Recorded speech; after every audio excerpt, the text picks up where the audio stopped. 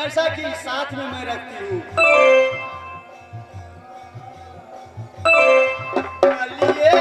ये गई दीदी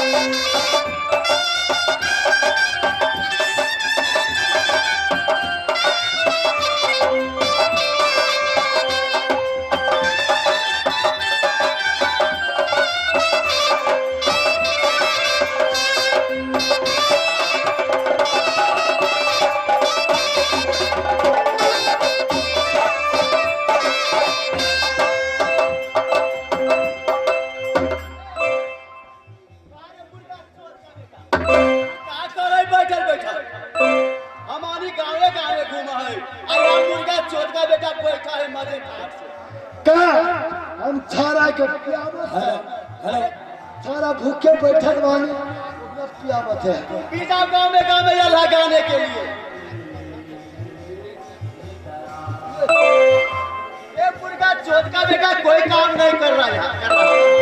ये काम कर रहा था, उधर बैठ रहा था, हमको बोलने की तमीज नहीं है।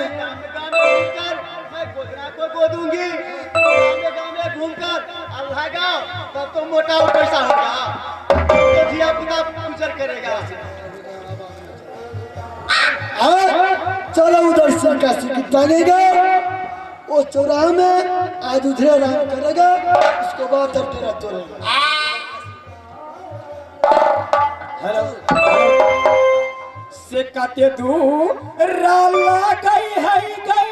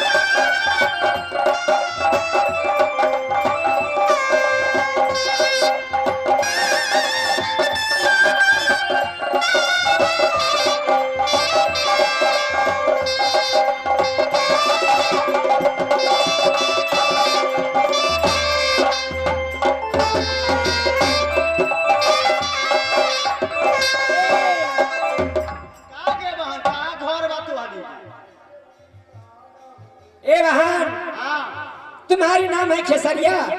हाँ हमारी नाम खेसरिया है। आज ये नैहरा का था। अरे हमारी घर नैहर तो पश्चिम देश है। ओए धमोरा में? हाँ पश्चिम देश धमौरा। हाँ अरे ये डेरा मोरने थी कोई पोखरी पर? हाँ ये पोखरी पर डेरा है। सुनो हे मितिन, मितिन लगाना है। हाँ ठीक है मैं भी तुम सुन लो मेरी कहानी। हाँ, बोलो। एक जात की मैं छतरानी, ऐसी मुसीबत पड़ी है कि तुमसे मुझे जरूरी लगा है, क्योंकि तुम अपनी जो सिरका सिरकी मुर्गा मुर्गी वो मंचित भैंसा जो है ना वो तुम मुझे दे दो, और मैं यहाँ से जितने मैं कमाऊंगी गांव गांव में वो सब लाकर मैं तुझे दूंगी। क्या सिरका सिरकी, ये मोहना भैंसी जो है ये मुर्गा मुर्गी सब लीजिएगा। हाँ। तो ठीक है मितिन, मेरा भी विचार है, तुम मांग कर लाना, हमको देना, हमको घूमने नहीं पड़ेगी। क्यों नहीं? से झुके झू के नाम आए ना तेरे आए तू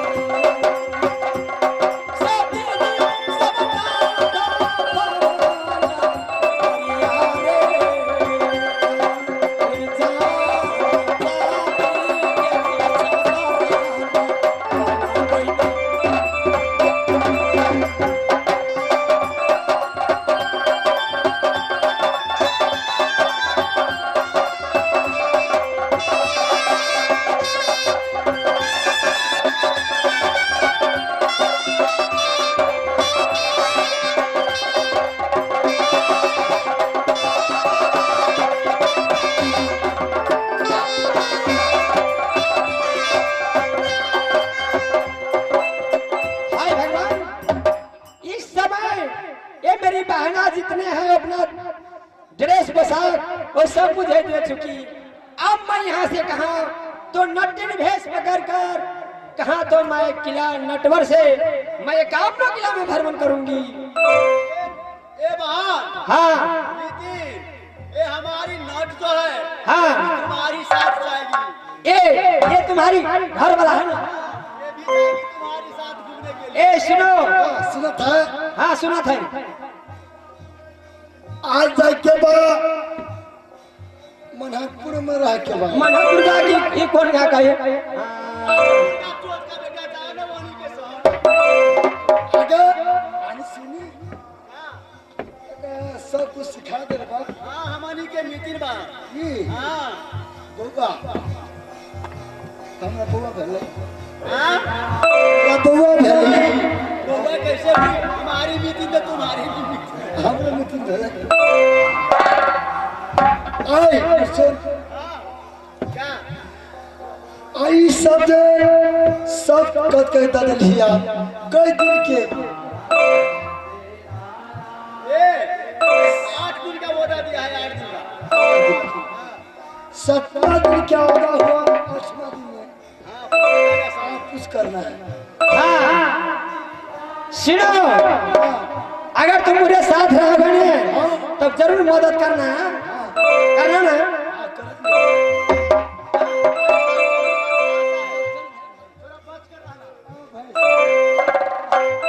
हाय भगवान, हे ईश्वर, हे परमात्मा, ये नटिन खेसरिया ऐसी है कि अपना जो घर वाला है ना उसको भी मुझे साथ लगा दिया। मुझे तो ऐसा प्रॉब्लम पड़ेगा कि डेरा मरेगा तो मैं भीतर ये बाहर।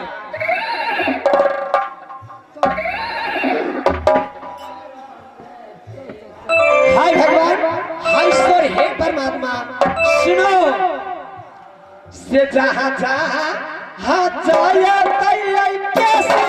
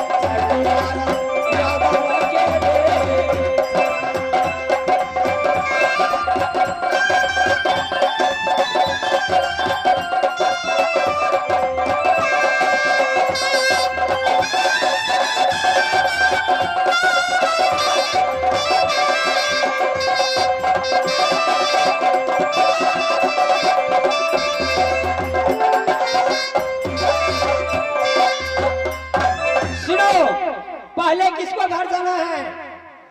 जय कुमार यादव जी के घर, क्योंकि उसको घर में बहुत आमदनी मिलेंगे।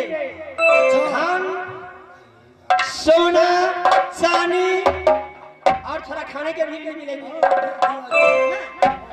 इसलिए पहले जय कुमार यादव जी के घरे चलो, वहां से मांगते गाते बजाते जहां शाम होगा वहीं पर डेरा मोड़ दूंगी। सेठुन की यही राही